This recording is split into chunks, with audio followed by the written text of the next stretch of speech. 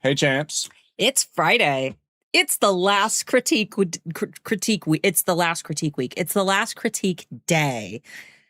And as much as we've loved spending every single day putting on our makeup, look at his beautiful makeup. I didn't do anything. I'm so happy that it's Friday. I'm so happy that it's Friday. I don't wear makeup every day.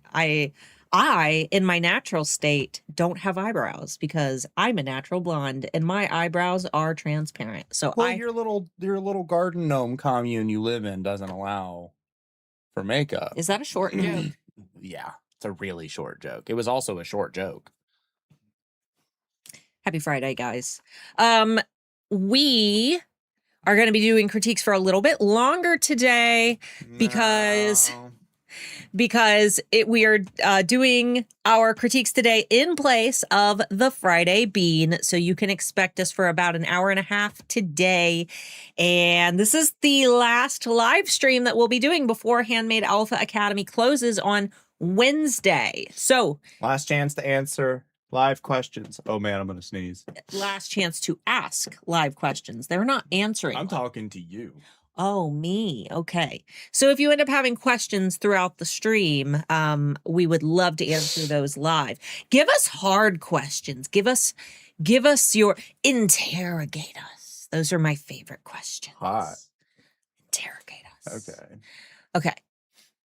I only have a banner question. Did I hear you say this week not to have product photos as your banner? You can have product photos in your banner. You know what? When we're live today, as we're looking at shops, I'll try to point out good examples of, both. Typically what makes a banner look cluttered, and some sellers do a really good job of it.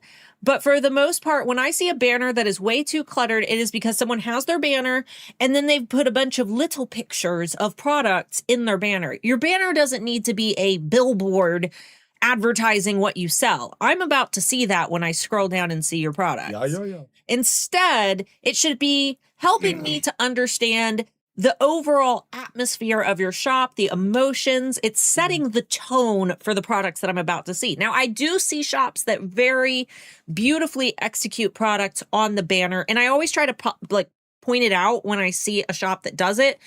More often than not, when I see it, it hasn't been executed in a very clean way. So when we're live today looking at shops, I will try to point out when I see examples of both of those scenarios, because I think that we pretty much see those scenarios every time we critique shops. I'm going to go ahead and click present on this side, and I'm 5'2.5". See, for the longest time, this one used to say she was 5'2". The doctor measured me at 5'3". She was culturally appropriating even shorter people. She's stolen valor. she's a little bit over 5'3". She's like 5'3 1/3.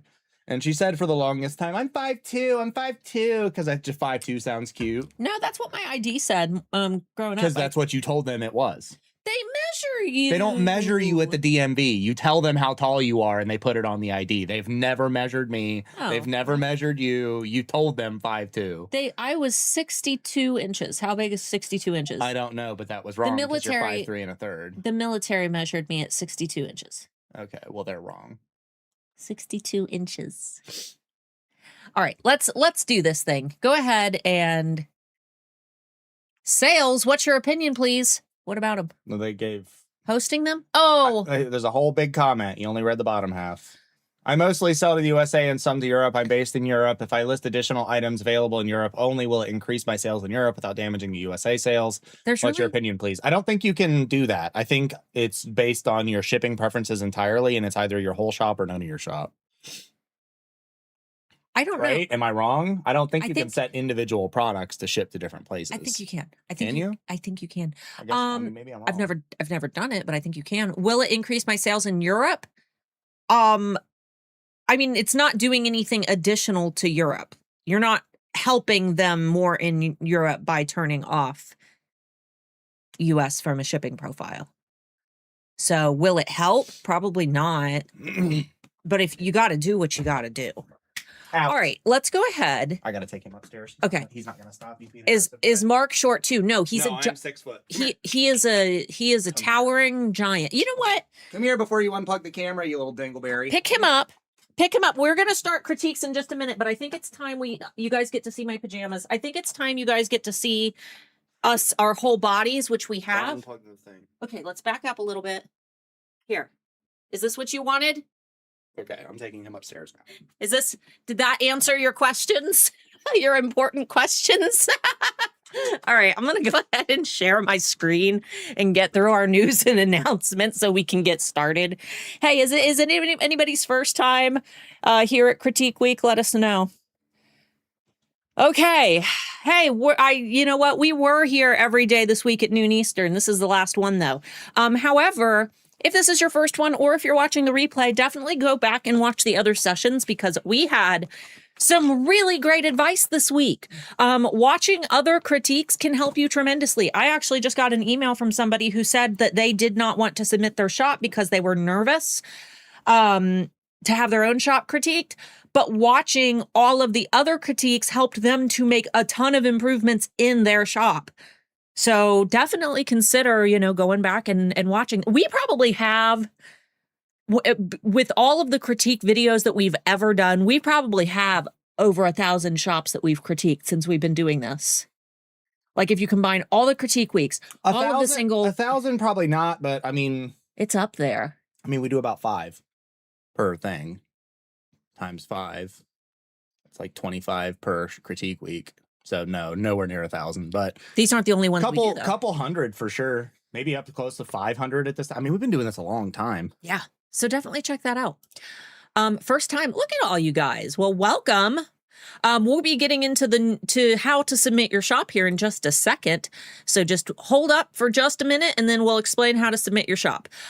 We do these Critique Week sessions twice a year in celebration of the opening of Handmade Alpha Academy, which is my 9-module self-paced Etsy coaching program. We only open it twice a year. So you only are able to join June 14th through the 24th. That'll be, closing this Wednesday. We also open December 1st through the 10th. That is just the enrollment window. Once you're in, though, you are in for life. And that means that you can work through the program at your own pace. You can go slow. You can go fast. If you've got vacation planned this summer, no biggie. You can always, pick it up and start it whenever you're ready. And that also includes the support factor, which means if you need help on your journey as you work through the program, you can email me at any time and I'm more than happy to help you. There is no expiration to that support. The entire program is pre-recorded. It looks like this is one of our actual modules in the program. This is one of my favorite lessons, actually. And basically, you are led through the entire program in a really fun, step-by-step way, A to Z. I tell you exactly what to do from start to finish. I know that we've had quite a few emails this time around saying that they've, bought programs in the past where they felt like it was a big library of information, but it was very disjointed and they ended up feeling more confused than they were before they joined. HAA is not like that. Every single thing that you need to do is listed in the program, whether you're a new seller and you're starting your shop for the very first time. I'm even going to tell you how to open an Etsy shop if you've never done that. But if you already have a shop, or if you already have a relatively successful shop and you're just looking to grow it, we're going to start reevaluating from the bottom of your shop all of the things that most people don't do when they start a business, like building out your ideal target customer, understanding your actual brand psychology. We're going to do all of that first because it's a lot like having a brick wall that you've already built versus starting to build a brick wall. New sellers are going to build their brick wall with a strong foundation right from the start. So you're getting a head start. You aren't going through all the guesswork. If you already have a shop, you're taking a look at your brick wall and you're saying, oh, look, there's a little crack that I missed. And you're spackling over those cracks that you might have missed along the way with things that you may not have ever even considered when you set your business up. We're the only psychology-based Etsy course in the world. And it's not just handmade. It's for POD. It's for digital. It's for supply sellers. And it's for vintage with the disclaimer that if you sell vintage or one-of-a-kind product, Etsy's algorithm actually favors items that can sell over and over again. So there is a minor algorithmic disadvantage when it comes to Etsy and vintage. However, you can still optimize your listings the same way as any of the other Etsy categories. It's going to be the same process. You just have to go into it with the knowledge that Etsy favors products that can sell over and over again. That's where the other parts of HAA are going to be extremely helpful, though, because we teach you funnel building. We teach you how to build an email list. We teach you how to maximize your social media to ensure that you are actually, funneling those individuals to your email list. So you're going to learn a lot about actually, doubling those traffic sources, not just coming from Etsy SEO alone. When you join, you get 12 months of eRank Pro that I cover for you. Even if you already pay for eRank Pro, I will just take over your account. You get annual access to our Alpha Holiday Bootcamp, which helps you to gear up for Q4 of each year. That usually is taking place in September. You also get the replays to all the past years. That's something that I don't mention enough. There is, we're going on our 5th year of the bootcamp, I believe. Yeah, I think so. So there's 4 years worth already in the bonuses vault that you can go back and watch. And you get the Product Photography Essentials Workshop by expert product photography coach Christina Nicole. It is an entire course that you are getting for free with my course because Christina is in our community. She's there to answer your questions. And she has hot girl energy. Oh, she's awesome. She is amazing. She teaches you how to take beautiful product photos with whatever camera you already have. Yep. You don't have to buy anything other than maybe like a $5 light diffuser on Amazon. Like, she wants to keep it as cheap as possible for you. She is amazing. There is a 30-day money-back guarantee. No questions asked. You do not need to tell us why. You do not need to submit homework that proves that you tried. You do not have to sit in a Zoom meeting with us and justify why you want a refund. I hate that I even have to say that, but there are other courses out there that make you do all of those things. If you get inside, you go through it, and you decide that it is not for you, all you have to do is send us an email within 30 days and Mark will issue you a refund. Preferably just message his email address. How many members of HAA are there? Over 2,000 right now. No, you always say that, and that's not correct. There's over 2,000 in the Facebook group. That's why Yeah, it's because there's husbands and friends and... I count husbands and wives. Okay, but actual student accounts, there's about 1,300. Yeah. I count husbands and wives as 2 people. So I say over 2,000 because I see them that way. Mark is speaking transactions. That's not all transactions either. That's also beta testers and account people and Printify people and stuff like that. Gifted accounts and whatnot. But our student community, in terms of actually communicating in our group that you gain access to when you join. Oh yeah, I think it's over 2,000 at this point for sure. It's well over 2,000. We have tons of group experts in there. Most of the eRank team is in there. Christina Nicole is in there. Yeah, we're usually not too strict on that as long as it's somebody that works directly with you and your business and not somebody who just owns their own business that you're trying to give it to for free. Yeah. There's a lot of people. Right now is a fantastic time to join because for the first time in my over 15 years of selling on Etsy, we are seeing something very unusual. I even brought it to our CEO at eRank's attention day before yesterday, because normally until about August, we see Etsy, Amazon, eBay, and all e-commerce take a nosedive. People are outside, they're going on vacation, they're saving their money, they're not spending, money on little treats on, shopping websites like they normally would. However, for the first time, we're seeing an uptick in the spring, which is very unusual for this time of year. I've never seen it. And we are also seeing Halloween taking off at an exponential rate. Searches for the keyword Halloween have increased by nearly 200% since last May. It went from 14,750 last year to 43,840 this year. And this high conversion badge indicates that these items are selling. We've had a lot of people say, well, that's because of, Summerween. It's a trend. Yeah, it is a trend. But explain this. Christmas is seeing the exact same bump, and it is converting. People are selling their Christmas items right now. It is up by 34% compared to last year. That is wild. We are also seeing people reporting in my comments that they are already getting Christmas orders and Halloween orders. So this traffic is very unusual for this time of year. And if you want to optimize for it, if you want to ensure that you are ready for what we're hoping, we can't promise that it's going to be a great, holiday season on Etsy, but the data is showing us that people are buying. If you want to optimize for it, if you want to get prepared, Handmade Alpha Academy will be open until Wednesday night. Mark is going to put a link in the chat where you can check it out. There's some details there. And if you have any questions about it, are we live? We are live. Yes. If you have any questions about it, you are free to ask them during the stream. All right. Yes. Okay. So on to the instruction. I got you, Michael. We're working on it. We're getting there. We're getting there. Chill out. Chill out. Chill. You chill your little buns. All right, guys. Please only submit once per round. Please wait until you see go in the chat. That should be instruction number 1. You know what we're gonna do? Yeah. Why don't you go ahead and just change that? What we're gonna do? Yeah, look, we're gonna make. She said yesterday she was gonna do it, and then she didn't do it. We're gonna do it as number 2. There. Are you happy? No. All right. Please only submit once per round. We'll probably do a couple rounds. Wait until you see my name, Starla Moore. Post the word go in the chat. It should be highlighted in yellow. Only submit your shop name exactly as it appears on Etsy. No spaces. If there are a bunch of spaces and you're not formatting it correctly, we're just gonna skip it.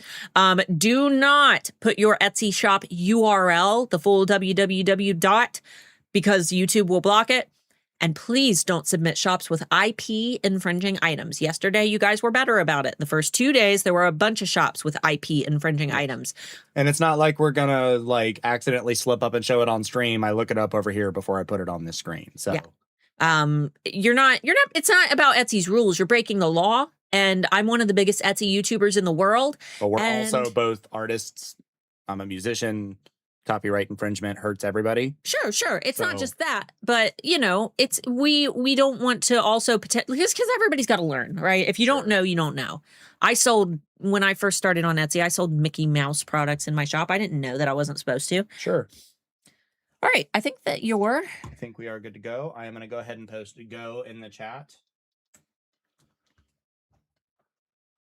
Also, our charity this month is the Trevor Project, which helps at-risk teens get assistance. At-risk LGBTQ teens. Yes. And also, happy Juneteenth. Oh, is it Juneteenth today? It is Juneteenth today. I don't even know what day is it. What day is it? The 19th? It's the 19th. 19th? Yes. 19th. It is the 19th. Okay. Juneteenth is the day that celebrates the emancipation of African American slaves in the United States. Yes. I lost my train of thought. There it went. In and out. It was there 1 minute and gone the next. It was a spark of something, but it wasn't big enough to get the fire going. Oh, wow. For those who watch Amazing Digital Circus, the last episode airs today. We saw it in theaters. Get your tissues ready. All right. We still got to let it go for a minute because they're still coming in. No, it's fine. There's 30 seconds. There's 196 here today. Have you guys enjoyed this one this time around? Let's go. It'll probably get close to 250 to 300 by the time the stream's over. This is the intro quantity of people. No, of course. Around 12:45 is when people start really kicking in. So today, after the live stream, for those who are on the Patreon or if you're in Handmade Alpha Academy, we will be finishing the Ultimate Summer Trends Digest. It is going to have Oh my God, it's huge. It's huge. It is the biggest one I've ever made. I said that in the spring, and now I'm releasing the summer one, and it's even bigger. We are going to have a little under 200 trends that have either more searches than what there are competitors currently listed, as in there is more demand than there are products listed. So that, if you went and made these products and they were better than what's already on the search page, you're almost guaranteed to make sales with them. Or the ratio of searches to competition is so narrow that you have a high possibility to still rank in search for those terms. Lots of great summer keywords. There are some for Father's Day in there, but I'm including them. I know Father's Day is Sunday. These are still terms that we will likely see for other male gift-giving occasions, like grandpa's birthday, dad's birthday, things like that. You know what I mean? So, all right. You cool with this one? Yeah. Who's the shop owner on this one? I'm assuming probably the name of the shop. Oh, okay. You're right. Yeah, probably. All right. Queen shell. All right. Susanne. Let's see. Not your typical watercolor. Expressive equestrian and animal watercolor art. Horse and dog watercolor. All right, you're giving me a lot of information here. Are you specifically expressive equestrian? What are the animals? Now you're saying horse and dog. Equestrian would already indicate horse. You just got way too much going on here. I would pick one of these lines. If I were to pick, I would say the expressive equestrian and animal watercolor art. And honestly, if you really wanted to narrow it down, because when Mark was scrolling through your shop, I think I only saw one dog item. You could probably narrow it down by sticking to just horses, because horse and dog is kind of a strange lane. They're both animals, but if you really wanted to narrow it down, I would dare say that if you have the plan to expand into other animals, get rid of horse and dog and just keep the expressive equestrian and animal watercolor art. Also, the not your typical watercolor. Are you painting these, or are you using Canva, or are you AI generating in a watercolor style? I think that we need to be very careful about using phrasing like this if you are not the one watercolor painting. But let me know. Let me know if this is your original artwork. I know that as somebody who buys from artists and who wants to support artists, I might feel a little weird if I supported it and bought it and then found out that it wasn't painted by a person. So let me know. All horse people I know have dogs too. Sure. I think that it's just a little repetitious to have equestrian, animal watercolor art, horse and dog watercolor. If we get rid of horse and dog, we can narrow it down. And you could even do expressive equestrian and farm animal. I guess farm animal is still a little narrow. I don't know. It feels like expressive equestrian is such a fun combo of words, and then it's just and animal. You know what I mean? I almost want it balanced with another beautiful expressive equestrian and animal. You know what I mean? I wish that there was something else flashy in here.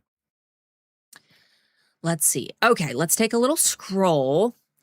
You're doing POD, but it is very cohesive. We have puppy, we have horses. Let me know if you are, let me know if you're painting these. Very pretty. I think that you need to expand your product lines a little. See, this is where I said it says horses and dogs, but there's only the Australian Shepherd. Definitely consider expanding those product lines. I do like that you have added some pretty backgrounds into your product photos so that they aren't just the generic white background mock-ups. I would love to see some variants in the mugs, in those mock-ups, you know, maybe just changing the setting that they're in. Okay, mixed media watercolor, my original digital artwork. Okay. Looks like you've got some good reviews. Aw, good day start with dogs and horses. You know what? Honestly, you could get rid of all the things up on your banner, all of the, you know, telling what you sell. You could just put on your banner, like it could be your slogan, good day start with dogs and horses. Oh, I love that. I think that, you know, I really don't have many critiques. I do feel like you're showing a lot of products down here when in reality, the about section should be a way for you to connect with the humans. So photos like this, I am especially, you know, fond of because I see the smiling face behind the brand. I see someone who is friendly. I see someone who I wouldn't be afraid to click the contact button if I wanted to reach out with a question. Maybe like balance, like if you keep these two product photos in here where you're kind of showing, you know, how you go from photo to art, maybe just add a couple more personal photos. Do you have horses or do you have any photographs with horses? You know, any photos that could help me connect to you. Perfect. You've got your shop members filled out with you and baby. You have some FAQs. If you want to make them stand out a little, you could go to a site like Emojipedia and get the little horse emoji and use it almost like bullet points, but that's just a little added bonus.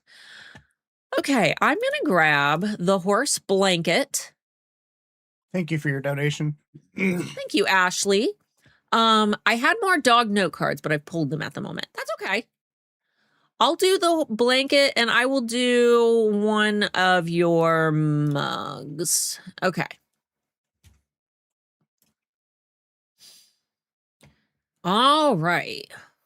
Got some mock-up photos. Did you make these mock-ups?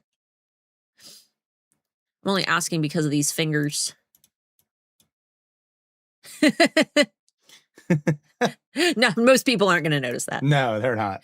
We've done similar things. We get you. I would recommend ordering yourself at least one sample. You know, make sure that you have it. I really actually like having a sample on hand so that I can show things like close-ups and textures. All right. Good mock-ups, though. I use this mock-up in Books and Cold-Brews. All right, this looks like one that you shot yourself. Did you take this photo? You're showing the texture of the Sherpa. Okay. I really don't have critiques about the photos. Obviously, you know, when you're POD, you're limited on what you can do. Are you pricing that appropriately? I feel like that's very low for the Sherpa. What's your profit margin on these out of curiosity? Because the small size, that still feels kind of low. We do the Printify. We don't do the Velveteen Sherpa. We do the crushed velvet. And I sell mine for like, I think like $70 to $80, depending on if it's a licensed product or not. So just let me know. Don't be afraid to price high, especially if, you know, this is your art. Horse watercolor velveteen plush blanket. Okay, this. Yes. She replied yes. Okay. These words are seller words, not something that a buyer is going to care about. So that means that people are probably not searching for these terms.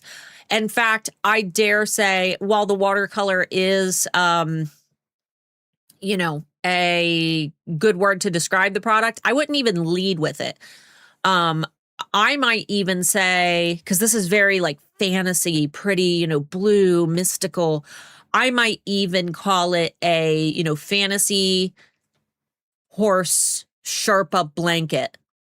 Or you could even lead with, I know that like Twilight Guardian isn't going to lend you a lot of good keyword, but it's very imagery based. You could sacrifice a little bit of title space and do Twilight, or even maybe Twilight horse or Guardian horse, Twilight Guardian horse Sherpa blanket. Cozy home decor. What type of home? See, this is very generic. So what type of home? You know what I mean? Yeah, I would try to diversify the keywords a little bit, sacrifice some of the words that like velveteen plush. I don't think that shoppers really care. They're just looking for a blanket. You know what I mean? They're just shopping around trying to find a cool blanket. They don't know it. They might search for something like Sherpa if they know that they like that texture. But for the most part, they're just looking for a blanket or a throw blanket. All right, let's see. Mug. Okay, you've got a video in there. Oh, you've got the little quote on there. Good photos. Will Twilight get flagged by Etsy? No, it's a general word. The product itself has nothing to do with the series. Yeah, if it had like an apple, a chess piece, a tulip, and common phrases and common words on their own cannot be copyright. Without a direct correlation to a thing. I would create one, what I call an info card that has important information that your print provider should be putting right in the mug listing, such as, just quick bullet points, dishwasher safe, microwavable, holds however many ounces, just so that you have that important information right in your product photos section. Western Horse Lover Ceramic Coffee Mug. Original watercolor cowboy art equestrian gift. Honestly, this title I like. You're hitting a lot of different great keywords. You've got some general keywords like equestrian gift. That's also going to broad match with things like horse lover gift, even though they're not right next to each other. You'll broad match for that. Western horse lover. You'll still broad match for Western coffee mug. Western gift. Yeah, no issues with this title. This one I would just play with a little bit because I think you could get a couple more good keywords in there. Really, I think my biggest tips are to try to expand your product lines a little bit. If you are planning to add more animals, I would start working on it because your products seem like they would be really great for the holidays for gifts. Get rid of the horse and dog watercolor. Expand out your about section a little bit with maybe some photos of yourself. If you're able to take your mug mock-ups into Canva, maybe change them up just a little bit. I do have an episode of the Friday Bean from just a couple weeks ago where I teach you how to take your POD mock-ups and make them look better by, adding your own like stuff into them. So definitely check that out. And then maybe just kind of work on expanding out your keywords a little bit. Thinking more like the shopper who doesn't quite know what they want. They just know that they want a horse blanket or a blanket that will be good for, their Western themed home. So hopefully that was helpful. All right.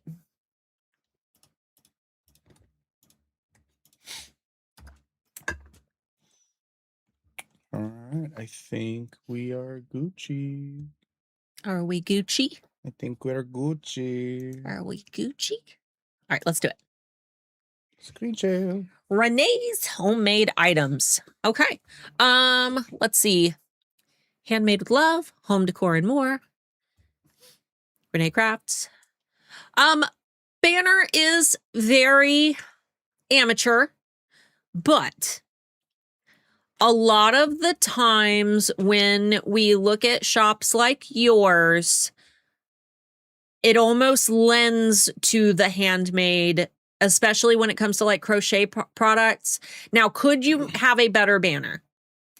Yeah. Yeah, I think so. It's definitely a very amateur banner, the way that like there's just like little products kind of scattered around. Honestly, a stronger banner would be for you to take the product off of it, take the social media follows, or make them tiny and put them down in the corner, and remove all of this and just have your name, Renee's Homemade Items, and the sewing machine. Because then it's going to be less cluttered, more balanced, less amateur. And your colors, your actual colors, are going to be more cohesive. Let's see. All right. Product photos definitely need a bit of work. It's never a good idea to hold a product in direct sunlight, because when we do that, we're getting a lot of bright light that's going to wash out the product. Not to mention, you would not be using these crochet dish scrubbies out in the yard. Therefore, it's not a good place to photograph them with the grass being the background. At the same time, I'm also not a big fan of this one, despite the fact that it looks like it's in your kitchen. I'm seeing all of like the labels on, I don't know, is this like your refrigerator? I'm seeing a knife off to the side. I'm seeing, I don't know what this is up here. It's just not a good balanced photo.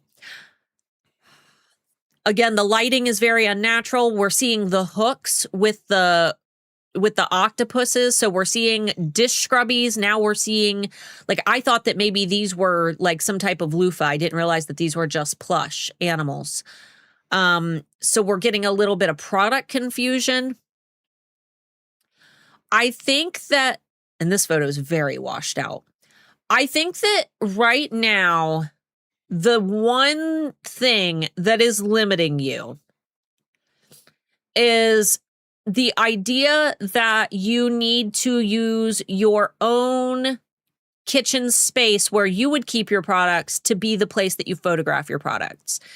Instead, you can build, and it's not expensive. I know I say build and everybody's like, okay, I'm out. No, it is fairly, inexpensive to build a scenario that looks like a mock kitchen that is more ideal for your product photos.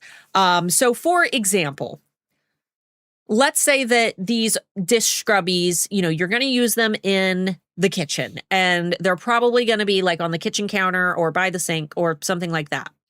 You can go to your local hardware store like Lowe's or Home Depot or, whatever's in your area, and buy just a couple squares of tile. Like linoleum tile, you could get, if you want to spend a little more, you can get like stone tile. When you do a whole kitchen in tile, it's expensive. When you only need one or two, It's super cheap. And then you lay that tile down and take your photo with that tile, and suddenly it looks like you have a beautiful tiled home, even if your home isn't, doesn't have the ideal situation for photographing. We live in that home. Mark and I live in a tiny home. We don't both fit in our kitchen. Yeah, we live in a camper with a very small kitchen. That's what they said. Yeah. Our house, we have a like camper-sized kitchen. I'm not even gonna lie. If you stretch your arms, you can touch both walls. That's not true. But the cabinets? No. The cabinets, yes, you can. You can absolutely touch the cabinets. I do it on video all the time to show people how small our kitchen is. I show it off that way. You said wall to wall, not cabinet to cabinet. Well, cabinet is where the wall is. But that's what I would do. And then, you can just take the tiles and slip them under the bed, slip them behind something, when you don't need them anymore. That will definitely help a lot. Because ultimately, when you're working with limited space, you have to work with what you Yep. already have around Agreed. you. You know, if these are repeatable products where you make a lot of them, it is not at all weird to contact a friend. Everybody has that friend that has like a really nice house that they just, for some reason, it's always clean. Like, you can totally borrow somebody's house.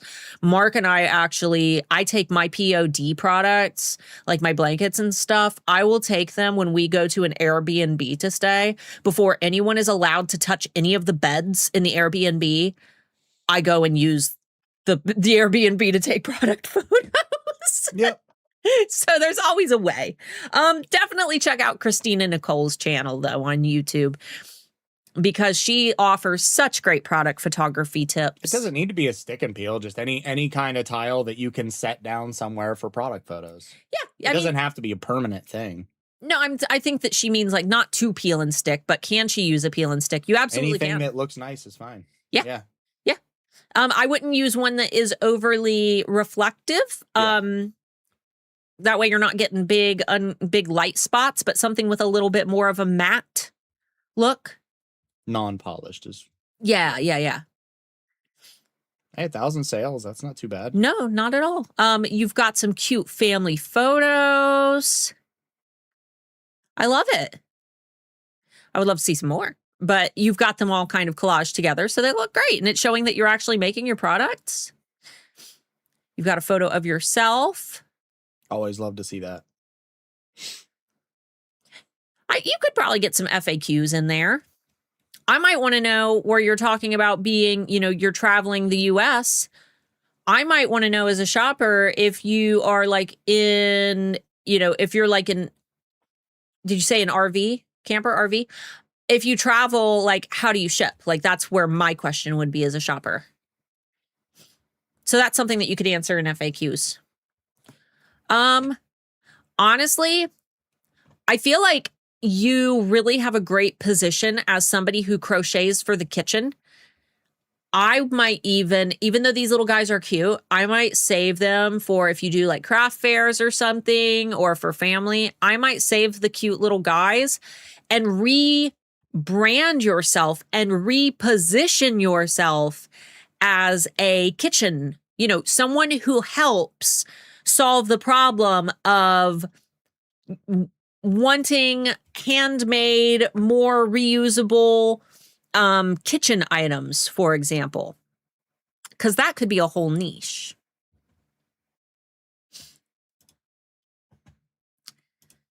Let's see, you're showing the texture. You know what I would really love is if you threw in, because a lot of these photos are essentially the same. But what I want is like, tell me something I don't know. I'm going to assume that you use these. I would love to see a picture of one all lathered up. Maybe show me what it looks like when, it's all lathered up with soap. Maybe have someone take a photo of you like over the sink where you're kind of, scrubbing something with one. You need some keywords. Renee. Citrus slice. So none of this is really lending to the search, because what somebody's probably searching for is this part, the dish scrubby. So you want to lead your titles with the thing that people are searching for, and then we want to add supporting keywords. You could totally still have citrus slices in there, but we want to think of ways that people might be searching for this specific product. So I would say maybe citrus dish scrubby sponge. I know it's not a sponge, but when someone is searching for some type of sponge or a scrubby, it's in the sponge category. Citrus dish scrubby sponge for the kitchen. You know what I mean? Like trying to get more keywords in here that someone who's actually searching for their kitchen might search. You also say here, due to how big these scrubbies are, you can easily fold them once or twice for extra thickness. I would love to see a picture of that. You could totally hold one in your hand, all folded up. Would this be would these need wash instructions for themselves? That could be another listing filler. Yeah. If you're the kind of person that washes their stuff. Yeah. Can you wash them? Can they go in the washing machine? There you could make a whole little info card using Canva, or you just put a little bit of text on there and explain the things that I need to know. Fruit-themed kitchen housewarming gift. Yeah, fruit-themed kitchen. That's what our kitchen is currently decorated in. Thank you, Miranda.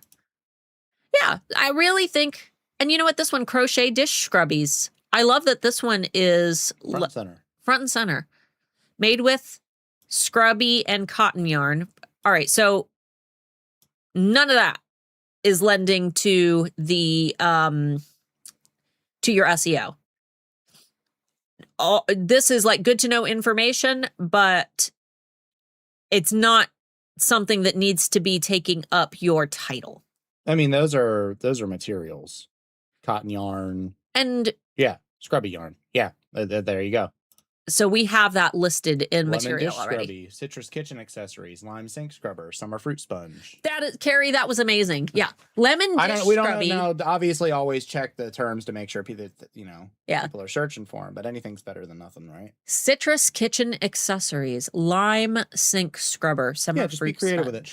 And obviously, rule number one with any of these critiques: don't change anything that's actively selling. There are other factors at play other than SEO itself. So if you have something that's selling a lot, don't change a lot. Yeah, exactly. But overall, I think that, it is about, at this point, Renee, it is about giving your brand like a good reset in terms of how the products are presented. And that comes with two sides. It comes with how the images are presented, which takes so much time. I know it's a pain in the butt. It doesn't need to be something you do overnight. This can be something that you work towards a little bit here, a little bit there until you get there. So you could start, like I said, by experimenting with photo styles.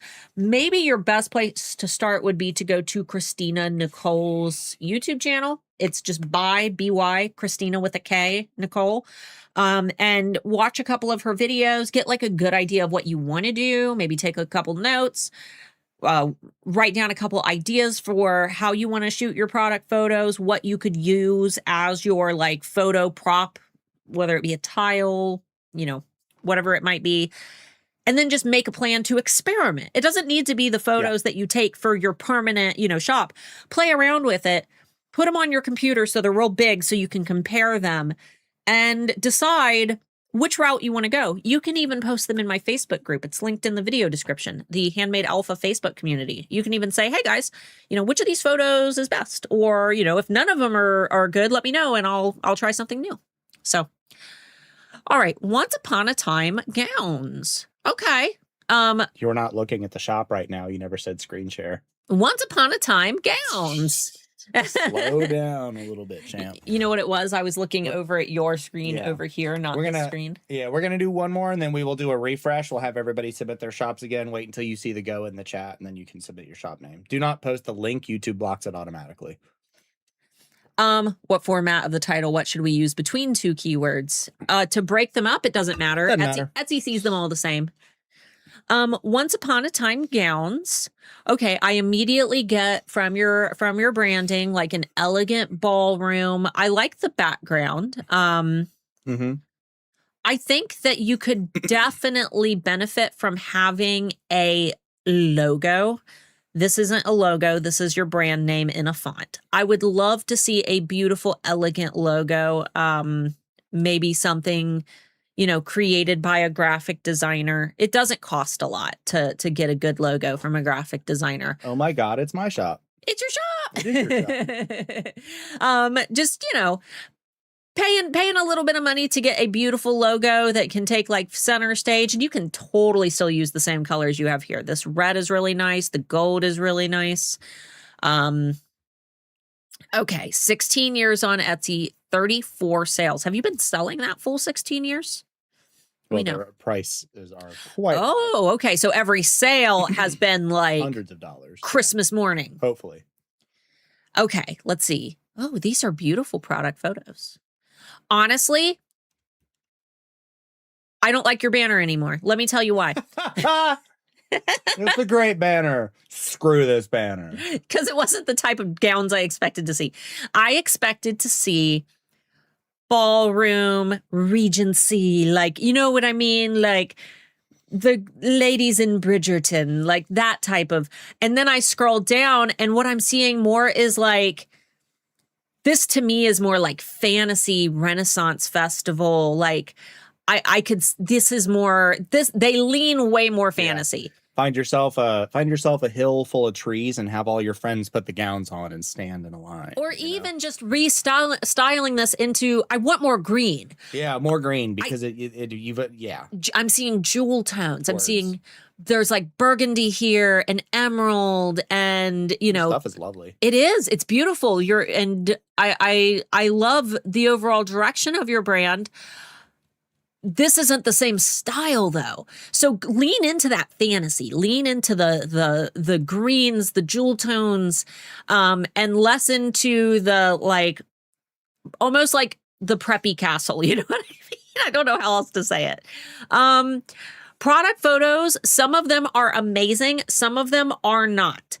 When you're selling something at such a high price point, every photo needs to be amazing. Of all of your photos, this is my favorite because it shows life. It shows action. That twirl is showing the colors and the textures of the crushed velvet. Lovely. It's a lovely picture. Crushed velvet is very hard to photograph. I cannot capture it. When I have crushed velvet blankets. I can never capture it in a photo the way I want it. You got to give it a shake. That's how we always do it. You give it a little bit of a wiggle, so there's a little bit of. Yeah, I hold the blanket above my head, and I like it. Yeah, that's the difference between this one and this one, being able to see like all of the colors and textures, and this one being very one-sided lit, shaded on the other. Yeah. Absolutely. I do like this photo. It is a little dark, but I love the contrast. Yeah. It is zoomed in a little bit. That could have been a pre-Etsy change thing though, where they took it in a perspective. This one is a little bright. Again, we have these really great rich colors, and then this one, controlling outdoor lighting is a nightmare. We get it. Honestly, the best photos you have are the ones where the dresses are on people. Is this you? Some of these photos are from when I started, but the ones that you're complimenting are newer. Perfect. Okay. Cool. So you are working in the right direction. Good. Yeah. Love to see it. I think that you and whoever this guy is, hopefully he's around. This feller. I think that you guys need to have a fun little date in the woods where you and everybody that can, put on a dress, get everybody together and go out in the woods and maybe offer to buy lunch and have a little picnic and do a big photo shoot. If you can get it on an overcast but 0 chance of rain day, that would be the best. Yeah. Have a fun little photo shoot out in the forest. This is a beautiful photo. Also places, I know it's kind of a hike to get to places like this, but places in the forest that are completely canopied, where you don't get any chance of that harsh light coming through, is also a high opportunity. However, anything shiny will have a bright green hue to it. So it takes a little bit of editing prowess. I really love this one too. Me too. There's a lot of life. Yeah. The shop's lovely though. It is. It's just, I can definitely tell the photos like this one. I'm sure that this dress is beautiful. It's just right in the direct sunlight. And it's washing out everything. So definitely just work on the photos. She's slow mode is preventing her from replying as fast. But my daughter is my main photographer. She lives in Kansas and I'm in Washington. Ah, okay. Gotcha. We understand. Next visit. Visit. And make it happen. And one of these things is not like the others. Yeah, get rid of that one. You think you need to go outside. This one, all the other ones are great. This one is my wife made me take this picture. That's kind of how it feels. 100%. That's just what it is. Yeah. We get it though. You made something, you wanted to get it up on the internet, you wanted to get it done. We got you. Same with like cord in the background, like dresser drawers hanging open, Amazon package, boxes. Like, and this looks like it's probably your workspace. Yeah. So we get it. But find an abandoned building with some torn stone walls. Yeah, find you some fantasy locations for sure. Yeah. If you have any that you've made that you take to the fair, Take pictures at the fair. Yeah. This is kind of a cool photo too. Even though I'm seeing modern fixtures, fine. it's good to remove when someone is in the mindset of a fantasy scene. Get rid of anything that would interrupt, like that would break the illusion. It breaks the immersion. Sure. Exactly. To a huge degree. That one's still fine, I think. It's better than the just standing still in. Sure. You know. I would love to see not on a deck with a fence and like a metal fence. You know what I mean? I would love to see more of the trees and the bushes and things. But yes, they're clearly, you know, which photos are good and which ones you need to work on. Agreed. Showing the workspace in the background, if it legit looks like your workspace, is fine as a secondary photo, but not the main one. I kind of agree with that. This is a lovely photo. Did she submitted, she did a custom gown. That is beautiful. I would ask her if you could use this photo. That's a beautiful photo. That is a beautiful photo. All of these are. This is a beautiful image. Wow. Yeah. Really, I would prioritize photos. As that really are kind of one of your only weak points. There's a little too much of this. It kind of looks like they were doing updates as they were working on something.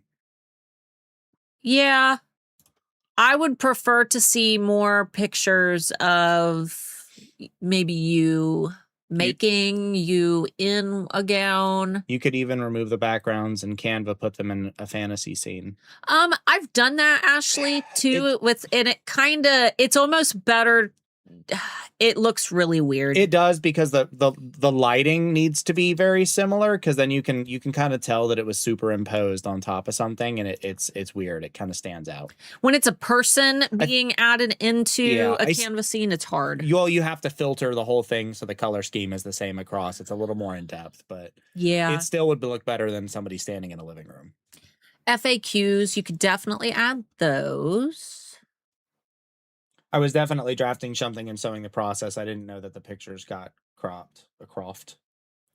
I'm going to grab this really pretty one with the pretty picture. Yeah, if you're selling copies of ones that customers have already bought, and your customers are giving you like really good pictures, and ask them if you can use them. Say, wow, this photo is so beautiful. Do you mind if I use it as an example photo for one of my listings? It's always best to ask. Yeah. I use the photo. Oh, look. You have an Etsy's pick. You know, Etsy's pick tells you that your product is great, but that your photo is great as well. Because this means that a real Etsy employee, yes, a style expert, an Etsy employee discovered your listing in the wild, and they loved it enough that they gave it a badge. I would love to see this recorded somewhere else, because I've seen your shop before. Because it said, look how the gown moves with me, but it's very dark and shaded. This would be better out. You know what I mean? Like in the grass. I think I came upon this shop when I was doing shopping for Ren Fair a year or two ago. Yeah. This is a beautiful photo. Honestly. Because good Ren Fair gowns are kind of hard to find. Do you still have this picture? This is lovely. If you could take the high-res version of this photo and crop it this way, just like right here, and then put like your logo here, this would make the most beautiful shop banner. You can even like, I would leave the heads. I was going to say you could even cut it at the head so that you're just showing more gown. But honestly, even just showing like the hand, like just like top of head to like boob level, I feel like you could get a really great shot of all the colors, the variety, the texture, and then also still have room for a logo. Because this is a beautiful photograph. This would make a beautiful banner as well. Yeah, actually. These are fun. Is this the daughter that was mentioned? The daughter's the photographer. The daughter is the photographer. I'm just wondering if by chance that is the daughter taking the picture and also being in the picture. Well, maybe it's the daughter's nice camera on a tripod. I mean, it could be. Yeah, a lot of these are these customer photos? If they are, I would indicate that they're customer photos. Ooh, I love that you offer so many colors and varieties. I would use a font Yes, that's that's my daughter in the photograph. Got you. I knew it. I would use a font that's easier to read. It's kind of hard to read. And for the ones that are customer photos, if they are customer photos, I would indicate it so that people who are just scrolling know. You can set a timer. I'm not stupid, y'all. Chill. I know. Some of the photos, while they are pretty, they're not really lending to because they're just so like blurry. You might even be able to take some of the blurrier shots that are just showing the different colors. This one's cute. But like these that are blurry, I would put them all like make it a collage on one photo because if you shrink them down a little bit, they won't look as blurry. Okay, so we're not going to change the SEO on this one at all, no matter what, because it's an Etsy's pick. Yeah, we're not removing that. It's clearly selling. It could be selling more frequently. But it is a higher priced item, which means that people are going to, they're going to debate this purchase a little more. You do have good keywords in here, though. There are quite a few terms in here that probably aren't lending much to you. Your brand name, unless you're like a viral brand, it's kind of hard to. Renaissance gown, medieval outfit, LARP women's costume. Honestly, I would also consider fantasy weddings if you haven't already. Fantasy weddings. They're kind of hot right now. They're very hot right now. Fantasy wedding dresses. And we're going into summer where people can actually do those. So fantasy bridesmaid gowns. My dad got married in a full suit of armor. So sure did. He sure did. Medieval fantasy gown. Okay. Yeah, it's a bit of keyword spaghetti. I don't think that visibility is your issue, though. Like I said, I really think that photos are the issue, especially like these. When someone's paying this much money, they're expecting, oh, I love that photo. They're expecting perfection at every point of contact. So really, I think that right now, the things that are holding you back, position your brand just a little better, a little more professionally, a better banner that communicates fantasy, not like this, super fancy. It's not, the same. It's not the same vibe that I think you're communicating with your photos. And then really lean into these rich green, beautiful photo styles. Even if it's not your daughter taking them, you could totally spend like 2 or 3 hours, just 2 or 3 hours watching maybe some product photography videos on how to take amazing product photos with your cell phone. You could do that on Christina Nicole's channel. I would also, unless I'm missing it, something about how the sizing works with these, especially with some of the more like over the shoulder dresses and things, how these things are going to fit on the different sizes, what they should expect with those things. Mm-hmm. I know buying fantasy clothing, it's not like how normal clothing fits because obviously it's meant to be like way over here. Like, you know what I mean? You know what I love is what I do in my shop and what I've seen a lot of businesses do. Can you scroll up to here? I got it. Like this photo. Showcase what the sizes are. So for example, when I do a photo of myself because I order my POD samples, I will say Starla I usually do it to the person's measurements. Where do you say that though? Starla is wearing a medium. Yeah, so I mean, I'm assuming you're probably reaching out to the person after the fact, but I'm not. I mean, unless I'm just stupid here, I'm not seeing anything that indicates that you do that. And so that's where confusion happens. I would definitely have an info card because if it's made to the person's size, especially at this price, getting a dress made to size for $180 is unfrickin' heard of. So having info cards, I mean, literally just like this picture here, obviously not this picture, but having an info card that's like, hey, we size to you. You pick, you have it. This does not indicate that you make them to size. Yeah, this would tell me that I'm picking it and it will be shipped at whatever I pick. And at that point, there's nothing to tell me what you can't put Comic-Con in your title. No, you can't. There's nothing telling me what these sizes are going to do, what they're going to fit, if they're custom fit. I mean, even if you don't want to only do custom fit, you could even add an option in here for custom fit and then the sizes if you just want to have pre-made sizes. But if these are made to order, definitely need to get that in their face somehow. Yeah, because I would hesitate because I don't know. It needs to be obvious. Yeah. And Etsy now allows us to have 5 different variants. And you do also have the colors. I would probably still, because when we're on this, you have all these photos here, bump these up. Yeah. Bump these up to up here, because this doesn't come off as there's different colors for these. I mean, I know it's over here, but people aren't going to start over here. They're going to start over here and be like, is this what I'm looking for? It's a red dress. Oh, cool. There's colors. Got it. I wonder what colors they have. Oh, I don't know how to use computers. I don't know that it's over here. And then it's scroll, scroll, scroll. And then they're down here. So like I love having all the photos. You don't need to blast all of your colors immediately up all the way up to here. However, I would at least get them higher up in the order so people know what they're looking for. But the sizing thing, honestly, would be priority number 1 for me. Get the sizing in here so people know that that's an option for them, because that's awesome. I say custom in my listing title. Me and Mark just now.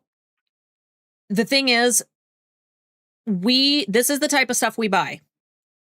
If we're telling you that we've arrived at the listing and I read your whole title and it still didn't click. Yes.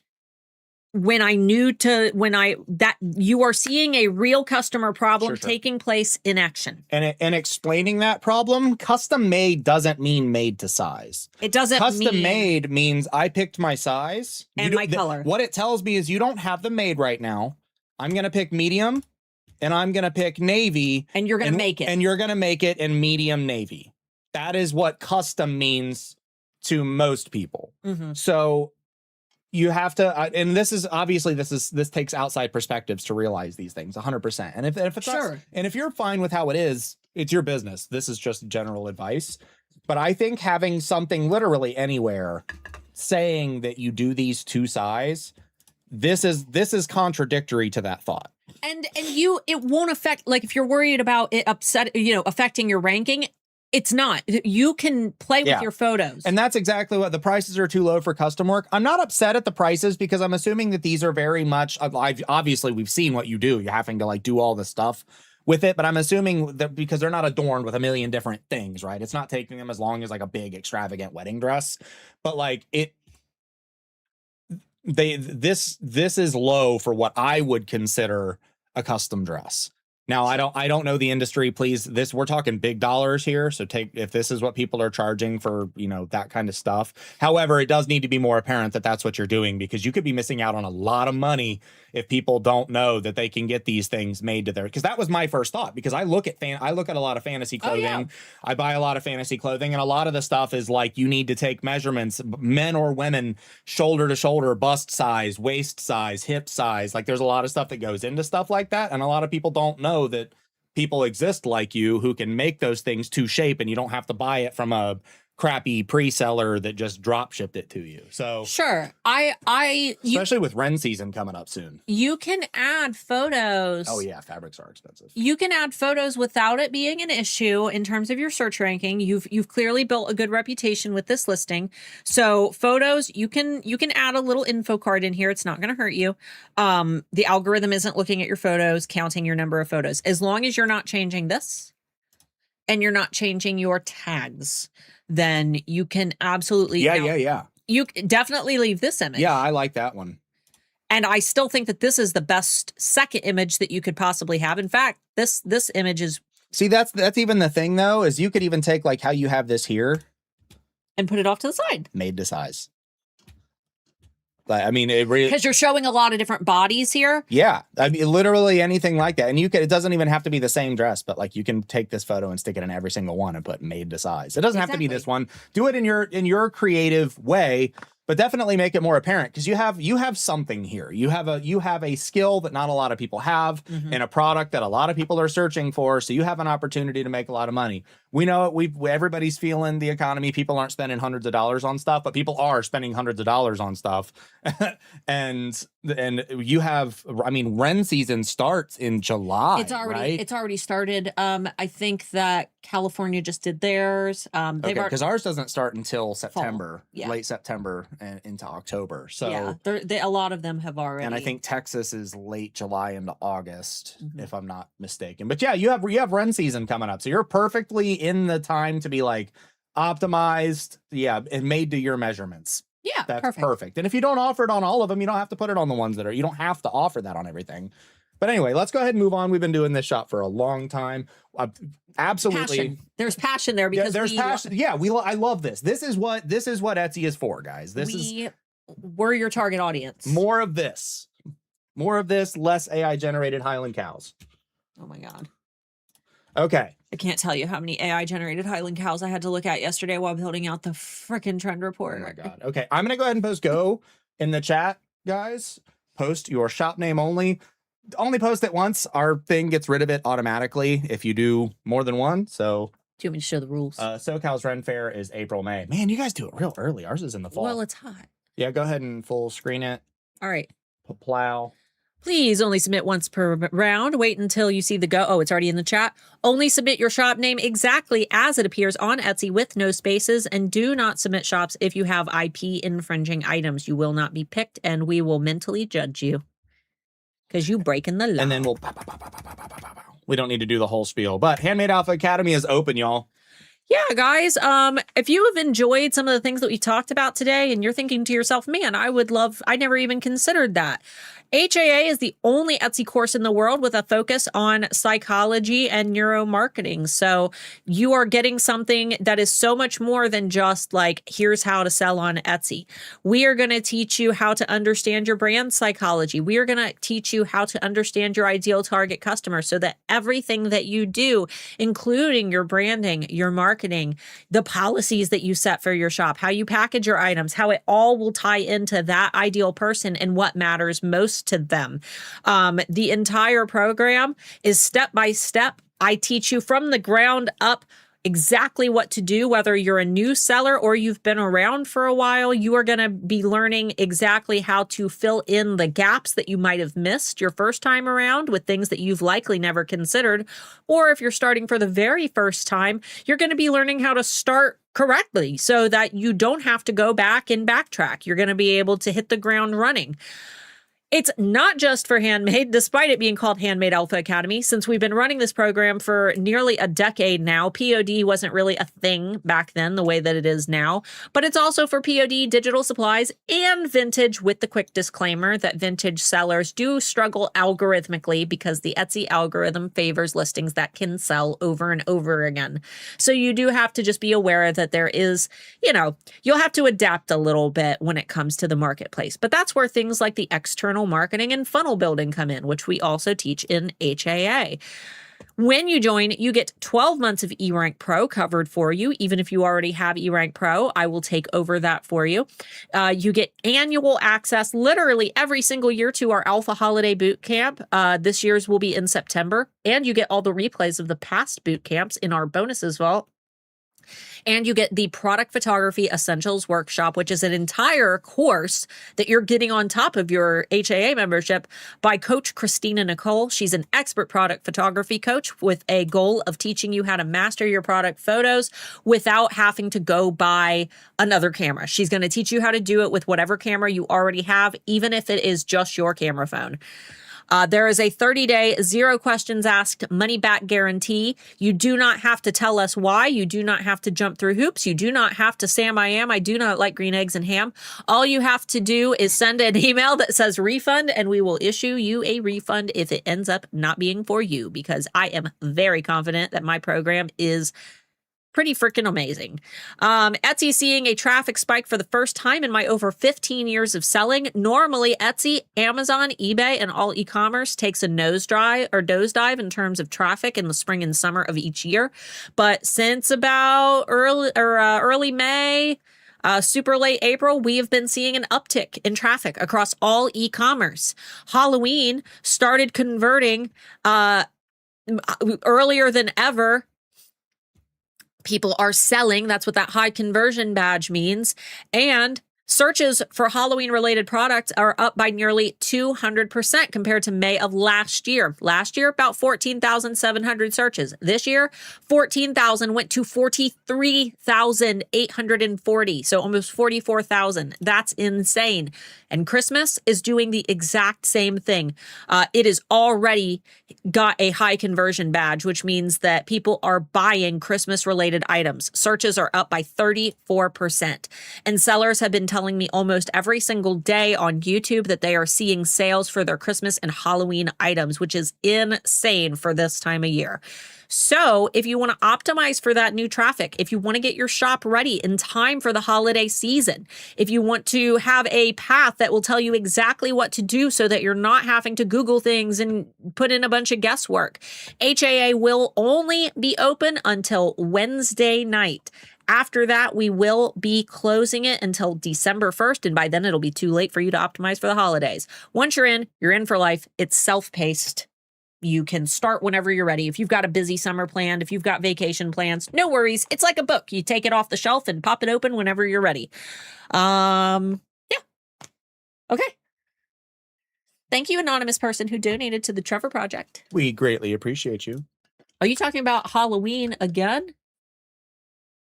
I just did the spiel again. I do it twice. Yeah. Okay, Mark will be pulling up the next shop. This is how we make our main money for the year. If you guys have any questions about Handmade Alpha Academy, we would love to answer those live in between critiquing shops. So feel free to pop those into the chat. And I'll post the link in the chat to the actual sales page. If you guys have any other questions you don't want to ask here, there's a pretty good description of everything that's sold in the course there. So yeah, but feel free to look. Feel free to ask questions. Nothing is too harsh or too easy. Yes, give me the hard questions. Give me and this is the last live stream we'll have before doors close. So this is your last opportunity. Thanks again to Once Upon a Time Gowns. I don't know if you were able to actually respond to anything in here, but yes, your shop is beautiful. I really love your work. I just want to see it showcased in the best possible way. I don't see anything incorrect here. This is a student. Pretty sure. What's her name? I don't know. You'll find out, I guess. Scroll wheel wasn't working. There we go. Debbie. Yeah. Debbie, are you I've looked at your shop before. Are you a student? I feel like you've submitted your shop for our niche examples. Let me know. Rescue Dogs 101. Adopt, love, train. I am such a stickler for dog training. Dog training and enrichment. Beautiful branding colors. I know exactly what your shop's about. I'm assuming I'm going to find digital products related to dog training. So let's take a scroll. You've got a couple toys in here. Not a student. Yes, I did. I'm not a student, but yes, I did. Okay, I was going to say, I've definitely seen your shop before. Dog training flashcards, animal rescue bundle, dog planner bundle. Honestly, I would love to see a better photo of your toys. I think that you have really great presentations for your digital products. I would love to see your toys listed in a way that is like adjacent to how you have your listing photos.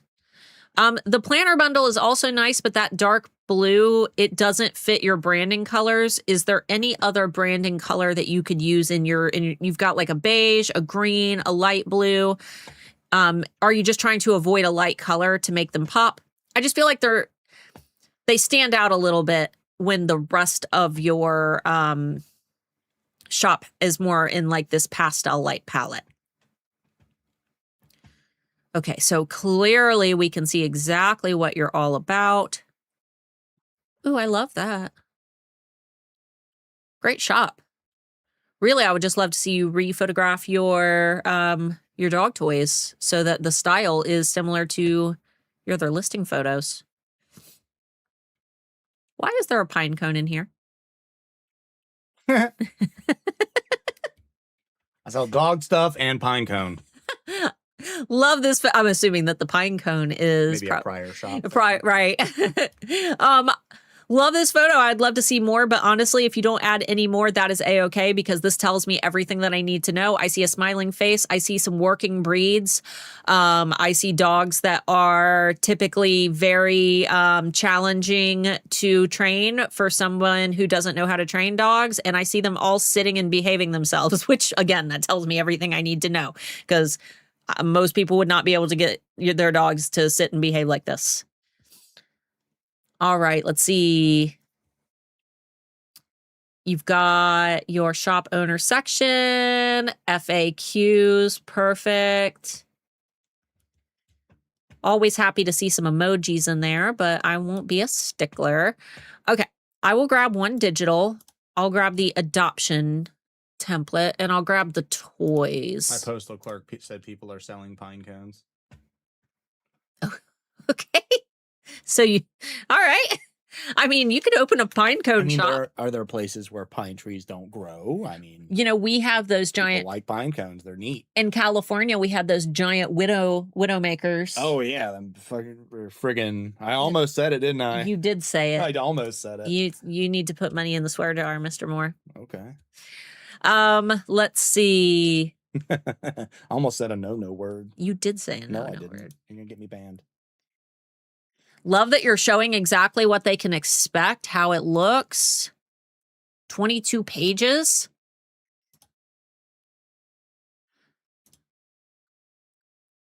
Okay, one thing I will say is that you're showing me a lot of... All right, here's my issue. Adoption packet. You're talking about the formats, customize it, edit contents, table of contents. What you're not telling me is what is in the description. And most people are just looking at the photos. What I want to know is this filled out form? Like it says it's editable. I thought that you were building, what I thought the listing was a listing that would tell me what to do when I adopt a dog, like a handbook. But instead, it is this part, the editable pre-adoption and adoption packet. I would almost see a listing photo, like right front and center, that says this. Because right now you're telling me all the what's, like 2 formats, customize it, edit the contents. But I think that really the important thing would be explaining, like, the what's: dog adoption, handbook, template for shelters, rescue organizations, pre-adoption packet, adoption packet. Yeah, I think that would be your best bet, is making sure like right away they understand like that this is what they get to fill out. I'm going to do, is it all editable stuff, or do you actually have, okay, more like this, where I'm getting the pre-filled out information. So new dog parents toolbox, printable, fillable adoption plan, checklist trackers for rescue dogs. You might want to also put in the word training in there somewhere. All right, very similar. Print and handwrite. Okay. Can my dog eat that? Homemade dog shampoo recipes. This is great. Man, I wish more people did that with their pets. Yeah. Do you follow Taylor Susanne on Instagram? She's like my favorite dog trainer. She's really young, but she creates fantastic content to promote. Basically, she does something similar. You should follow her content and get inspired to, you know what I mean? Like, because she creates some really rad content to help basically sell her digital products. Okay. If your new dog came with an instruction manual, honestly, that could be your second photo here. Really, this is the selling line. This is the USP, the unique sales proposition.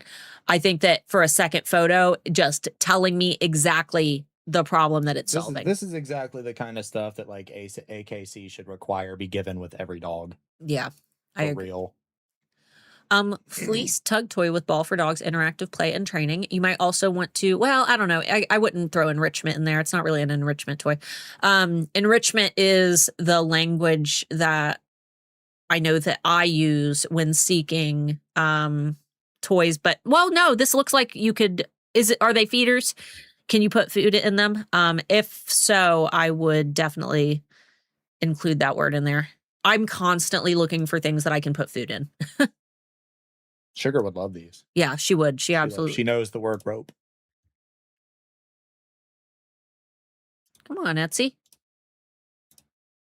Etsy's giving us. Refresh the screen. I'm going to. Etsy's giving us trouble today. Oh, it glows.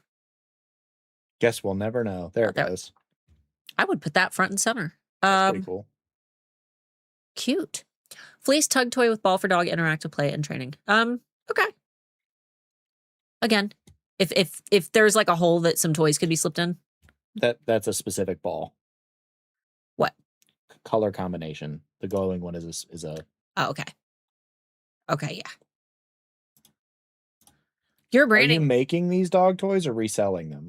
I'm assuming the ball is something she purchases and then makes the braids. Yeah. She. It looks like she adds the rope to the ball. Overall, I love your branding. I love your branding colors. I love your brand. I think that right now, just a little more clarity on those first lines of your description seem to be like the most important thing that needs to be communicated.